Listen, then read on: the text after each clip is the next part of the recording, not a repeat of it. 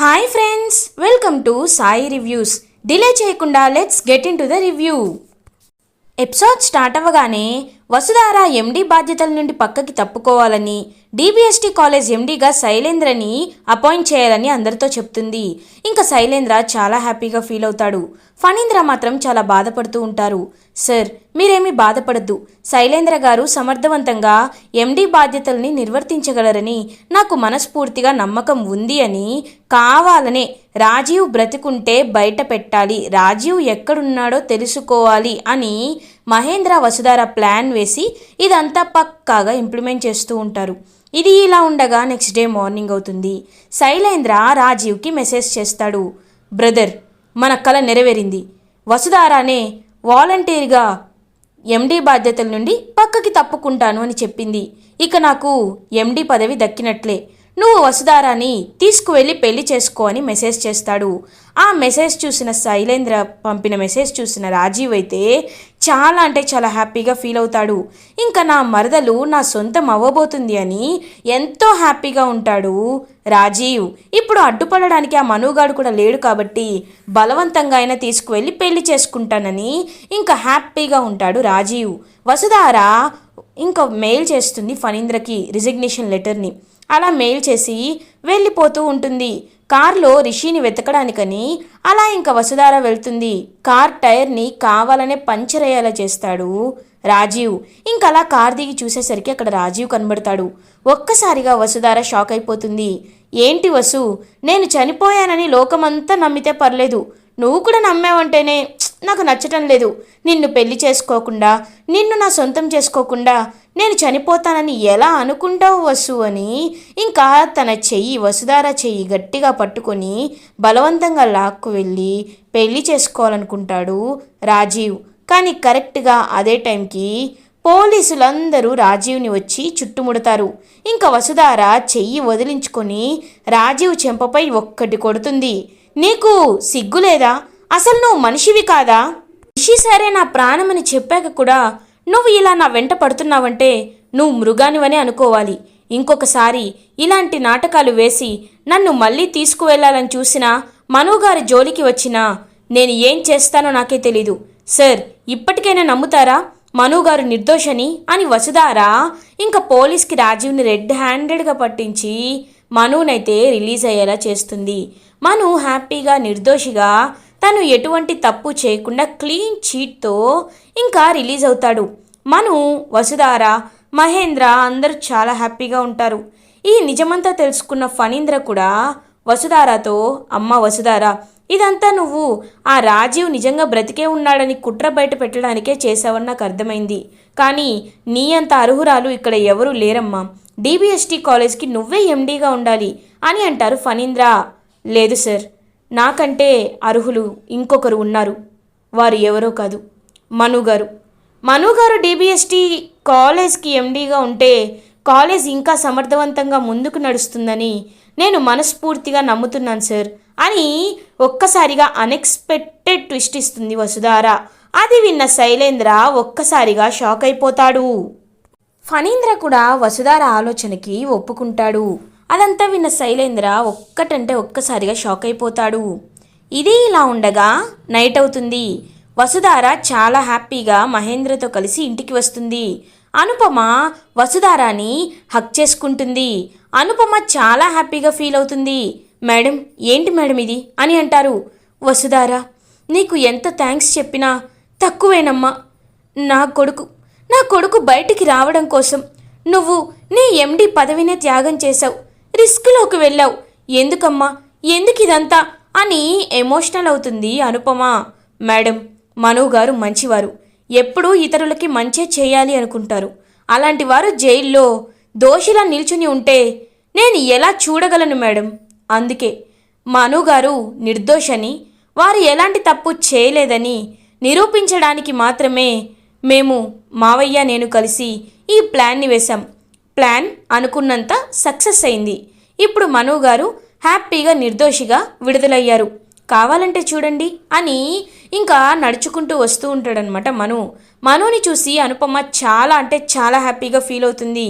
ఇంకా అనుపమ దగ్గరికి వస్తారు. ఏంటి మేడం, ఆనందంగా ఫీల్ అవుతున్నారా అని అడుగుతారు. అవును నాన్న, నువ్వు నువ్వు తిరిగి వచ్చావు, నాకు అంతే చాలు, అంతే చాలు మను అని మనుని హక్ చేసుకుంటుంది మనుని హక్ చేసుకుంటుంది అనుపమ. ఇంకా మను మాత్రం, మేడం, నాకు వసుధార గారు ఎండి బాధ్యతని అప్పచెప్తాను అని అన్నారు. కానీ నాకు ఏ పదవిపై ఆశ లేదు, నేను ఎండి బాధ్యతలు తీసుకోవాలనుకోవటం లేదు. కానీ ఇప్పుడు కాలేజ్ పరిస్థితులని ఆలోచించి వసుధార గారు రాజీనామా చేశారు కాబట్టి రిషి సార్ని 3 నెలల్లో వెతికి తీసుకువస్తామని అందరి ముందు మాట ఇచ్చారు. అందులో 2 నెలలు పూర్తయ్యాయి, 10 రోజులు, నెల రోజులు మాత్రమే ఉంది. అలాంటప్పుడు రిషి సార్ని వెతకడానికి సహాయం కావాలి. వసుధార మేడంకి రిషి సార్ కోసం ఇంకా ఎక్కువ టైం కావాలి. అందుకే నేను టెంపరరీ ఎండీగా మాత్రమే ఈ బాధ్యతలన్నీ నిర్వర్తిస్తాను. కానీ నాకు మాత్రమే సంబంధించిన ఒక విషయం బ్యాలెన్స్ ఉండిపోయింది మేడం. మీరు నాకు ఎటువంటి సమాధానం చెప్పలేదు అని అంటాడు మను. ఇంకా అనుపమకైతే అర్థమైపోతుంది, ఖచ్చితంగా ఇప్పుడు మను వాళ్ళ నాన్న గురించి అడుగుతాడు. ఇప్పుడు మహేంద్ర ఇక్కడే ఉన్నాడు, నేను ఏం చేయాలి, ఏం చెప్పాలి అని ఆలోచిస్తూ, మను, నువ్వు ఏది అడగాలనుకున్నా రేపు మార్నింగ్ అడుగు నాన్న అని అంటుంది అనుపమ. లేదు మేడం, నేను ఇప్పుడే అడగాలి. అసలు నేను దత్తత కార్యక్రమానికి ఒప్పుకుందే అని చెప్పబోతుంటే, మనుగారు, మీరు ఏ ప్రశ్న అడగబోతున్నారో నాకు అర్థమైంది. కానీ ఇప్పుడు అది అడిగే సమయం కాదు. రేపు మార్నింగ్ మీరు డిబిఎస్టీ కాలేజ్ ఎండీగా అపాయింట్ అవుతారు. దాని తర్వాత మీరు ఏ ప్రశ్నైనా అడగండి. ఇప్పుడు దయచేసి మీ అమ్మగారిని ఇబ్బంది పెట్టద్దు అని అంటుంది వసుధార. మేడం, అది కాదు మేడం అని అంటారు. చెప్తున్నాం కదా మను, చెప్పింది అర్థం చేసుకో అని అంటుంది అనుపమ. ఇంకా మహేంద్ర వైపు చూస్తూ ఉంటాడు మను. మహేంద్ర, ఏంటనుపమ, ఏ విషయం గురించి మీ ముగ్గురు మాట్లాడుకుంటున్నారు, నాకేమీ అర్థం కావటం లేదు అని అంటారు మహేంద్ర. ఏం లేదు మావయ్య, మను గారు ఏదో పర్సనల్గా అనుపమ మేడంతో మాట్లాడాలి అంట, రేపు మాట్లాడదామని చెప్తున్నాం అంతే అని కవర్ చేసేస్తుంది వసుధార. సరే మను, ఇంకా నువ్వు రిలీజ్ అయినందుకు నాకు చాలా హ్యాపీగా ఉంది. ఇవాళ ఇక్కడే ఉండొచ్చు కదా అని అడుగుతారు. లేదు సార్, ఓల్డీ పాపం ఒంటరిగా నా గురించే ఎదురు చూస్తూ ఉండుంటుంది. నేను ఓల్డీ దగ్గరికి వెళ్తాను, రేపు మార్నింగ్ కాలేజ్కి వస్తాను సార్ అని చెప్పి అక్కడి నుండి వెళ్ళిపోతాడు మను. ఇది ఇలా ఉండగా శైలేంద్ర ఇంటికి వస్తాడు. ఇంకా రూమ్ని అలా డోర్ దగ్గరికి వేసి తన డ్రాలో ఉన్న బెల్ట్ ఒకటి తీసుకొని ఇంకా తనని తాను కొట్టుకుంటూ ఉంటాడనమాట శైలేంద్ర. ఇంకా శైలేంద్ర బెల్ట్ దెబ్బలు విని దేవయాని ధరణి ఇద్దరు పరిగెత్తుకుంటూ వస్తారు. నాన్న శైలేంద్ర అని అంటుంది. మామ్, నన్ను ఆపొద్దు మామ్ అని కొట్టుకుంటూనే ఉంటాడు శైలేంద్ర. ఏమండి, ఆగండి, ఎందుకు ఇలా చేస్తున్నారు, ఆగండి అని చెప్పి ఇంకా బెల్ట్ లాక్కొని దూరంగా విసిరేస్తుంది ధరణి. ఎందుకు నన్ను ఆపారు, ఎందుకు ఆపారు అని కుప్ప కూలిపోతాడు శైలేంద్ర. నాన్న, ఏమైంది నాన్న, అసలు ఎందుకు ఇలా ఉన్నావు, సంతోషంగా వస్తావనుకున్నా నువ్వు ఇలా అయ్యావేంటి నాన్న, అసలు ఏమైంది నాన్న అని అడుగుతుంది దేవయాని.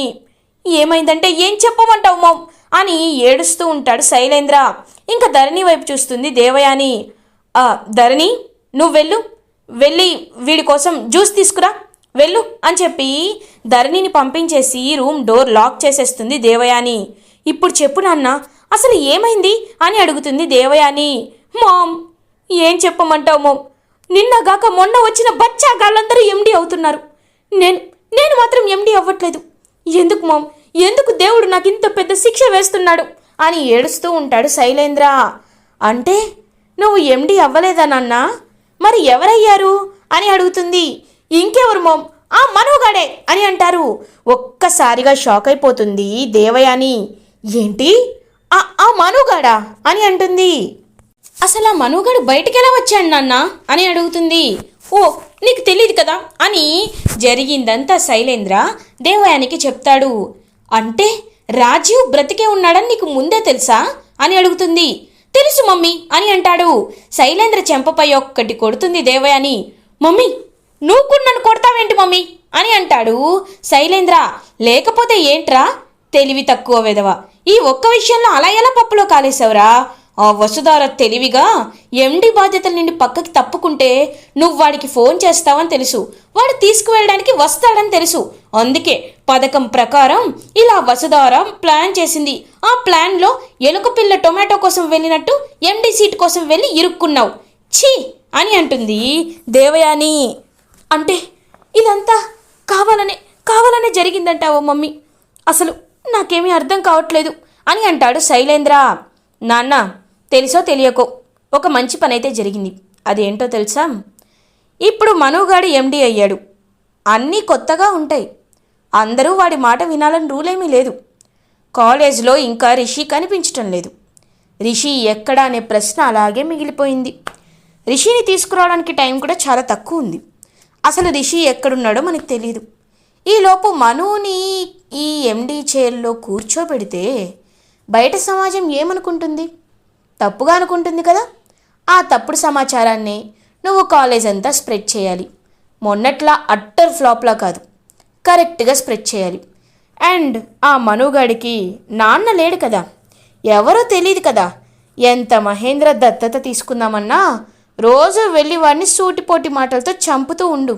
అప్పుడు వాడికే విరక్తి పుడుతుంది, కాలేజ్ వదిలి వెళ్ళిపోతాడు అని అంటుంది దేవయాని. ఇంకా ఇది కూడా అవ్వకపోతే నీకు ఈ జీవితంలో ఎండి పదవి రాసిపెట్టినట్టు లేదు నాన్న. నా మాట విని నువ్వు ఎక్కడి నుండి వచ్చావో అక్కడికే వెళ్ళిపో, యుఎస్ వెళ్ళిపో అని అంటుంది దేవయాని. మమ్మీ, ఏం మాట్లాడుతున్నావు? ఇన్నేళ్లుగా ఇక్కడ పాతుకుపోయింది ఎందుకు? తిరిగి మళ్ళీ యుఎస్ వెళ్ళిపోవడానికా అని అంటాడు శైలేంద్ర. కొన్నిసార్లు మనం ఎంత ప్రయత్నించినా కొన్ని పనులు అవ్వవు నాన్న. అందుకే ఇది అవ్వటం లేదేమో. అయినా నిన్ను ఇప్పుడే వెళ్ళిపోమనట్లేదు కదా, కాస్త ఛాన్స్ తీసుకొని వెళ్ళిపో, సరేనా అని అంటుంది. లేదు మోమ్, నువ్వు ఎన్ని చెప్పినా నేను నీ మాట వినను అని చెప్పి మనసులో అనుకుంటాడు శైలేంద్ర. ఇది ఇలా ఉండగా మార్నింగ్ అవుతుంది. డిబిఎస్టి కాలేజ్కి అందరూ అటెండ్ అవుతారు. బోర్డ్ మీటింగ్ అయితే కండక్ట్ అవుతూ ఉంటుంది. ఇంకా బోర్డ్ మీటింగ్లో వసుధార, మహేంద్ర, ఫణీంద్ర, ఇటువైపు మను, బోర్డ్ మెంబర్స్ అందరూ ఇంకా బోర్డ్ మీటింగ్కి అయితే అటెండ్ అవుతారు. ఇంకా బోర్డ్ మీటింగ్లో ఫణీంద్ర, మహేంద్ర చెప్తూ ఉంటారు, డిబిఎస్టి కాలేజ్కి ఎన్నో పేరు ప్రఖ్యాతలు ఉన్నాయి. ఆ పేరు ప్రఖ్యాతలని ముందు తరానికి తీసుకువెళ్ళడానికి రిషి ఒక మొదటి అడుగు వేశాడు. మా నాన్నగారు దేవేంద్ర భూషణ్ గారు స్థాపించిన డిబిఎస్టి కాలేజ్ని రిషి చాలా ముందుకు తీసుకువెళ్ళాడు. రిషి తర్వాత తన అమ్మగారైన జగతి, తను కూడా ఈ డిబిఎస్టి కాలేజ్కి చాలా సేవలు చేసింది. తన వంతు కృషిగా మిషన్ ఎడ్యుకేషన్లో కానీ, డాక్టర్స్ మేక్స్ డాక్టర్స్లో కానీ, కాలేజ్ మేనేజ్మెంట్ విషయంలో కానీ, అండ్ అడ్మిషన్స్ తగ్గే విషయంలో కానీ తనదైన శైలిని చాటుకుంది జగతి. ఇప్పుడు జగతి తర్వాత రిషి తను ఎండీగా ఉండకుండా వసుధారాని ఎండీగా అపాయింట్ చేశాడు. వసుధార కూడా తనకి ఎన్ని సవాళ్ళు ఎదురవుతున్నా, ఎన్ని కష్టాలు ఎదురవుతున్నా వాటిని అధిగమించి వసుధార చాలా చాలా ధైర్యంగా ఎండీ బాధ్యతల్ని ఇన్నాళ్ళు సమర్థవంతంగా నిర్వర్తించింది. ఇప్పుడు ఎండీగా అందరం కలిసి ఎన్నుకున్నాం ఒకరిని. తను ఎవరో కాదు, మనుకి ఎండీ అయ్యే అర్హతలు అన్నీ ఉన్నాయని మేము మనస్ఫూర్తిగా కోరుకుంటున్నాం. ఎండీగా మను ఉంటే ఈ డిబిఎస్టి కాలేజ్ బాధ్యతల్ని సక్రమంగా నిర్వర్తిస్తాడని, డిబిఎస్టి కాలేజ్ని ఇంకా అంచెలంచెలుగా పైకి తీసుకువెళ్తాడని మేము మనస్ఫూర్తిగా నమ్ముతున్నాం అని అంటారు ఫణీంద్ర. ఇటువైపు ఇంకా శైలేంద్ర బోర్డు మెంబర్కి సైగ చేస్తారు. అదేంటి సార్, అయినా అలా ఎలా చేస్తారు మీరు? మను మీ రిలేటివ్ కాదు కదా, లైక్ మీ ఫ్యామిలీ మెంబర్ కాదు కదా. మీ ఫ్యామిలీ మెంబర్ కాని వాళ్ళని డిబిఎస్టి కాలేజ్ ఎండీగా ఎలా మీరు అపాయింట్ చేస్తారు సార్? అలా అయితే మేమందరం ఉన్నాం కదా, మాకు ఇంకా ఆయన కంటే ఎక్కువ ఎక్స్పీరియన్స్ ఉంది, ఆయన కంటే ఎక్కువ నాలెడ్జ్ ఉంది. కానీ మీరు మమ్మల్ని పక్కన పెట్టి కొత్త వ్యక్తికి ఇవ్వడం మాకు కరెక్ట్ కాదనిపిస్తుంది సార్ అని అంటారు. ఇంకా వెంటనే ఫణీంద్ర అలా ఆలోచిస్తూ ఉంటారు. మను బయటవాడని మీతో ఎవరు చెప్పారు? మనుని నేను దత్తత తీసుకున్న విషయం అందరికీ తెలుసు కదా అని అంటారు. కానీ ఆ దత్తత ఆగిపోయింది కదా సార్ అని అంటారు బోర్డు మెంబర్. చూడండి, దత్తత కార్యక్రమం ఆగిపోయినంత మాత్రాన మను నా కొడుకు కాకుండా ఉండడు. ఈ కంకణం చూడండి, నేను నా రిషి కోసం చేయించాను. ఇప్పుడు ఈ కంకణాన్ని నేను మనుకి తొడగాలి అనుకుంటున్నాను. ఈ కంకణం ఎవరి చేతికి ఉంటే వాళ్ళు నా కొడుకుతో సమానం అని మనుకి రిషి కోసం చేయించిన బంగారు కంకణంని తొడుగుతారు మహేంద్ర. ఇంకా మను అలా ఆశ్చర్యపోతూ మహేంద్ర వైపు చూస్తూ ఉంటారు. ఇప్పుడు కూడా మీ దగ్గర ఏదైనా ప్రశ్నలు మిగిలిన్నాయా అని అడుగుతారు మహేంద్ర. అందరూ సైలెంట్ అయిపోతారు. అందరూ సైలెంట్ అయిపోయేసరికి అప్పుడు హ్యాపీగా ఫీల్ అవుతారనమాట మహేంద్ర. రామ్, మను, నువ్వు ఆ డాక్యుమెంట్స్పై సైన్ చేయి. ఇక నువ్వు అపాయింట్మెంట్ లెటర్ తీసుకొని డిబిఎస్టీ కాలేజ్కి ఎండి అయినట్టే అని అంటారు మహేంద్ర. అలా పాపం వసుధార అయితే చూస్తూ ఉంటుంది. మను అందరి ముందు డిబిఎస్టీ కాలేజ్ ఎండీగా అపాయింట్ అవుతాడు. సో అందరూ కంగ్రాచులేట్ చేసేసి అక్కడి నుండి వెళ్ళిపోతారు. శైలేంద్ర మాత్రం ఇలా జరిగిందేంటి, ఇప్పుడు వీడిని ఎలా ఎలా దింపి నేను ఆ చైర్లో కూర్చోవాలి, ఏం చేయాలి అని ఆలోచిస్తూ ఉంటాడు శైలేంద్ర. వెనక్కి తిరిగి చూసేసరికి అక్కడ మను కనబడతాడు. శైలేంద్ర ఒక్కసారిగా షాక్ అయిపోతాడు. ఏంటి, నేను బయటికి వచ్చినందుకు, డిబిఎస్టీ కాలేజ్ ఎండి అయినందుకు లోపల చాలా బాధపడుతున్నావా? అరే, దెబ్బలు కనబడుతున్నాయే, మళ్ళీ బెల్ట్తో కొట్టుకున్నావా ఏంటి? నీకదే పని కదా. సరే, ఇకపై నేను ఎప్పుడు నిన్ను గమనిస్తూనే ఉంటాను. వసుధారా మేడం జోలికి ఆ రాజీవ్ గారిని పంపించినా, రాజీవ్ గారికి బెయిల్ వచ్చేలా చేసినా, మళ్ళీ ఏదైనా పిచ్చి పనులు కాలేజీలో చేయాలని మొదలుపెట్టినా నేను ఏం చేస్తానో నాకే తెలీదు. అడ్డు చెప్పడానికి మీ నాన్నగారు కూడా ఉండరు, అర్థమవుతుందా అని వార్నింగ్ ఇచ్చి అక్కడి నుండి వెళ్ళిపోతాడు మను. శైలేంద్ర ఏం చేయాలో అర్థం కాక అలా చాలా స్ట్రెస్డ్గా ఉంటాడు. ఇది ఇలా ఉండగా వసుధార అయితే ఆలోచిస్తూ ఉంటుంది. రిషి సార్ గురించి నేను వెతకాలి, రిషి సార్ ఎక్కడున్నారో తెలుసుకోవాలి, కానీ నా ప్రయత్నాన్ని నేను ఎలా మొదలుపెట్టాలి, రిషి సార్ ఎక్కడికి వెళ్ళారంటే నేను ఎలా తెలుసుకోవాలి అని చెప్పి ఆలోచిస్తూ ఉంటుంది వసుధార. కరెక్ట్గా అదే టైంకి వసుధార రిషి హార్ట్ ఉంటుంది కదా, హార్ట్ ఒకటి గిఫ్ట్, హార్ట్ అనేది కరెక్ట్గా కింద పడిపోయి ఒక పేపర్ మీద పడుతుంది. వెంటనే వసుధార ఆ హార్ట్ గిఫ్ట్ని పైకి తీసుకొని వద్దామని చూసేసరికి ఆ పేపర్ చూస్తుంది వసుధార. పేపర్లో ఒక స్కూల్ ఈవెంట్ అయితే జరుగుతూ ఉంటుంది. స్కూల్ ఈవెంట్లో అందరూ కల్చరల్ యాక్టివిటీస్లో పార్టిసిపేట్ చేశారని, అందులో రిషి కూడా ఒకడు ఉన్నాడని తెలుసుకుంటుంది వసుధార. రిషి ఫోటో చూసిన వసుధార ఒక్కసారిగా స్టన్ అయిపోతుంది.